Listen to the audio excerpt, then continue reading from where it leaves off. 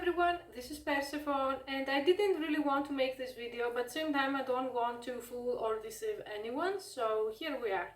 If you are a cam girl or cam boy watching this, maybe you can get some information about what may or may not happen to you too. This is all just my experience. I don't have any ill will or hatred towards anyone.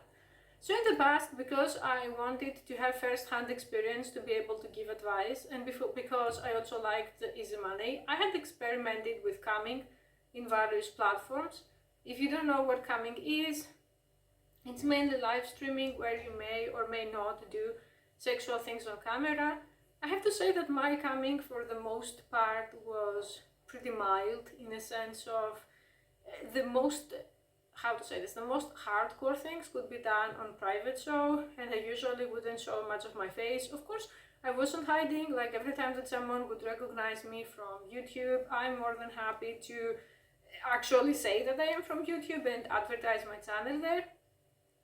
But the last 2 or 3 months, camming stopped being an asset and became an extreme liability. So I decided to take a, I'm not going to say permanent break, because never say never, but definitely I don't plan to come back if my other plans work well. I get the same questions over and over and over, so I'm going to answer the first question.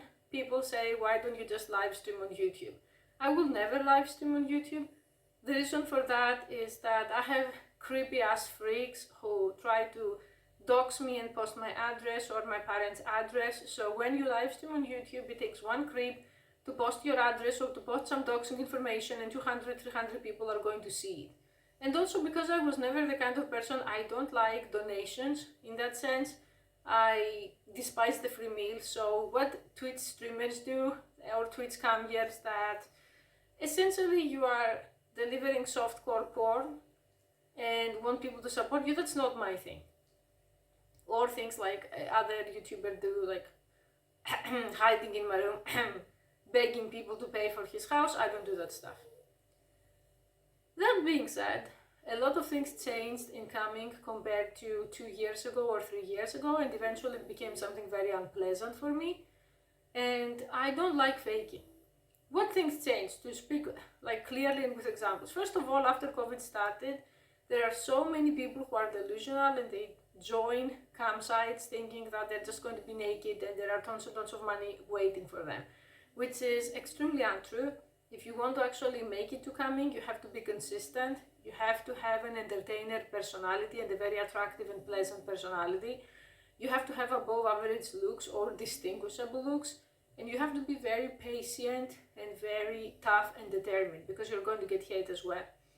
The problem is that although for a lot of these people they don't actually make it and they quit after a few months, they oversaturated the campsites to the point that the people who are there, either they become entitled and they start complaining about your prices or your products or your services, or what usually happens is that they tell you that I don't have a lot of money, I tipped 5 other models, so I cannot tip you every day, or I cannot tip you as much as you want. I'm not going to be ungrateful and say that I wasn't making money, but I'm going to tell you the truth, I wasn't making as much as I wanted to make. And if you say how much do you want to make, I'm not doing any live stream for less than 5,000 a month. Because I can easily make that money from OnlyFans or other sources, and putting hours and hours and hours and hours of my life is bringing me back to the very dark times of office jobs and vanilla jobs and having no time for myself. So what started to happen ever since the virus that must not be named began is that I realized that I have to be online a lot more hours to make the same amount of money, because people lost their jobs. A lot of people who used to tip me did not have money to tip me now, or they were online all day and they were tipping other models. And I do everything I do because I want to have time for myself. I want to have time to write, I want to have time to work out, I want to have time to read and research to produce content for YouTube. So when I have to stream 5 or 6 hours, then I don't have any more time or energy to do anything. I need to rest. And that started to lower the quality of my other goals, and I was having smaller goals that I wanted to achieve and I couldn't. That was one problem. The other problem is that honestly, I felt extremely unappreciated and very triggered and abused. And I'm going to tell you, my channel is the only sincere source of information about camming you will find online. Like, when I'm saying this, as narcissistic as it sounds, there is no other sincere source. I'm going to mention specific cam girls. Lana Rain, Hidori Rose, a lot of other people who started from camming. And they claim that they love camming, yet they quit, they never cam. And I could mention easily 20 others or 30 others, and I have nothing against Lana and Hidori other than the fact that why can't they be freaking honest? Because they always go on and say, I love my fans, I love camming, I love everything about it. Really, then why don't you ever do it? Why don't you ever do it? Why did you transition to just selling content and practically disappeared? Or why do you make 2 shows a year? You're telling me you love something so much and you can pull off 1 show per week? Bullshit.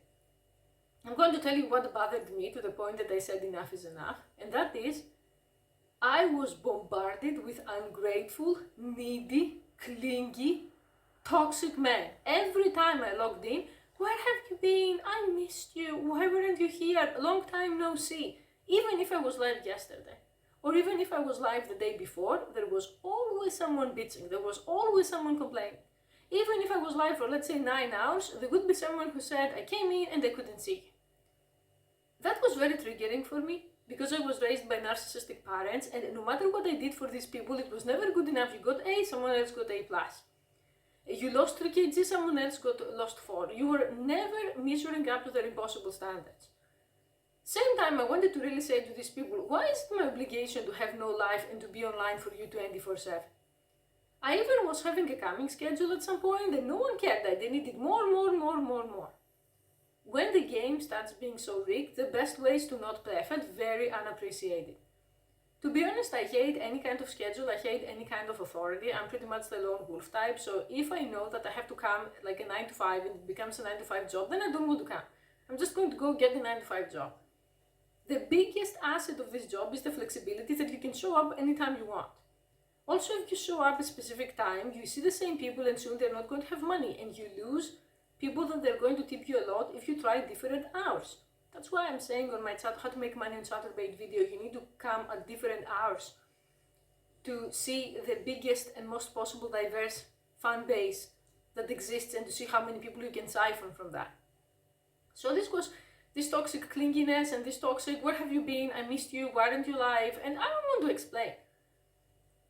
A lot of people seem to have very blurry boundaries, in a sense of they started to tell me how to run my channel, they started to tell me that they want to meet me in real life.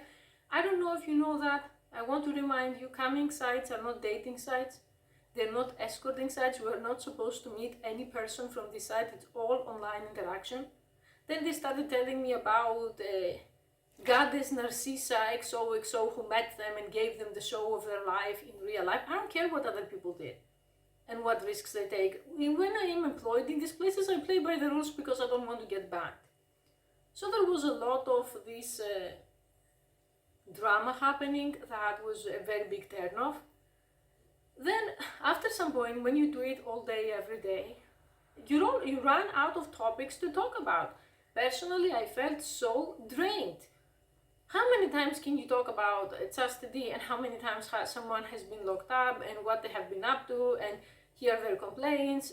There were also times where I was being harassed by crazy girlfriends and crazy wives that they found that their boyfriend or their husband has an account, and then they would come to harass me as if it's my fault that their marriage is failed. And I'm going to tell you to cut to the point, to not make this video too long.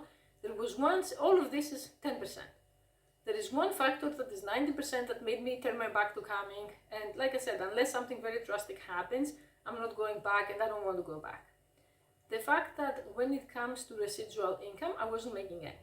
By residual income, I mean selling videos when you are not online. On many vids, I make sales all the time, and there are hundreds of dollars waiting for me every month that it's passive income. People buy it when I'm not online. On Chatterbait, to compare, if I'm not online, I don't make a dime. So pretty much, it's like a sexualized office job. The way people want it to be, they want me to be there 9 to 5. They want to harass me, they want to know every detail about my life, similarly to how it was to the abusive 9 to 5. And if I don't show up, no one buys anything. By no one buys anything, I'm not meaning like okay, maybe I sold one video here, 2 videos there, but I had over 100 videos that they sell very well in other places, and they didn't sell anything on Chaturbate, the exact same thing. By other places, I mean clips for sale, I mean I want clips, I mean hub. They sell fine there. On Chaturbate, nothing. So that made me realize that the type of person who frequents a campsite is the type of person that is only going to pay for online interaction. They're not going to pay for passive income. But here is the problem. We have one life. I don't have the time to spend 5 or 7 hours every day talking to people and developing a parasocial relationship.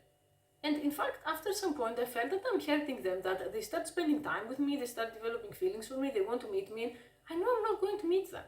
First of all, I'm not allowed to by the website, and second, I'm not interested in that. I'm there to make money, I'm not there to find a boyfriend. And no one was actually okay with that. So I said, you know something, I'm sorry, but after the fiasco with OnlyFans, after OnlyFans decided to quit porn altogether, and then they took that back and all of this lameness, I said I'm just going to start investing my time and my energy on creating content on many vids that is going to generate me passive income, and it does. And I'm going to provide the best quality of interaction that I can there. So I'm sorry, if you're interested in live shows, I don't want to mislead anyone. I don't want to be like the girls that I mentioned who say, oh, I love my fans, let's arrange a cam show very soon, and then they never do it, or they do it twice a year. I don't want to do that. If live streamers are your cup of tea, you should go and you should give your money to someone else. Like I said, I don't want to beg for donations, I don't want to scam, I don't want to get money that I don't deserve.